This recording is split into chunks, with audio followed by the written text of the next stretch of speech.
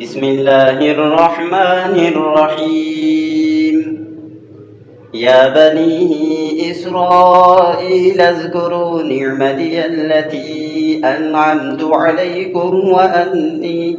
وأني فضلتكم على العالمين واتقوا يوما لا تجزي نفس عن نفس شيئا ولا يقبل منها شفاعة ولا يؤخذ منها عدل ولا هم ينصرون وإذ نجيناكم من آل فرعون يسومونكم سوء العذاب يذبحون أبناءكم ويستحيون نساءكم وفي ذلكم بلاء من ربكم عظيم وإذ فرقنا بكم البحر فأنجيناكم وأغرقنا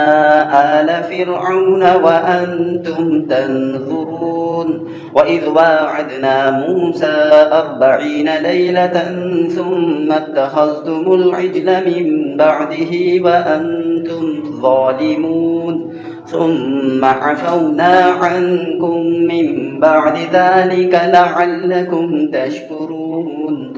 وإذ آتينا موسى الكتاب والفرقان لعلكم تهتدون وإذ قال موسى لقومه يا قوم إنكم ظلمتم أنفسكم باتخاذكم العجل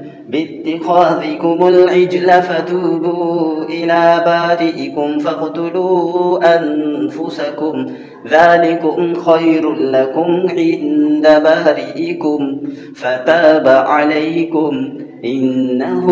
هو التواب الرحيم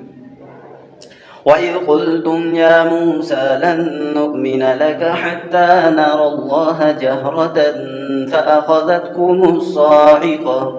فأخذتكم الصاعقة وأنتم تنظرون ثم بعثناكم من بعد موتكم لعلكم تشكرون وظللنا عليكم الغمام وأنزلنا عليكم المن والسلوى كلوا من طيبات ما رزقناكم وما ظلمونا ولكن كانوا أنفسهم يظلمون وإذ قلنا ادخلوا هذه القرية فكلوا منها حيث شئتم رغدا وادخلوا الباب سجدا وقولوا حطة نغفر لكم خطاياكم وسنزيد المحسنين فبدل الذين ظلموا قولا غير الذي قيل لهم فأنزلنا على الذين ظلموا رجزا من السماء بما كانوا يفسقون.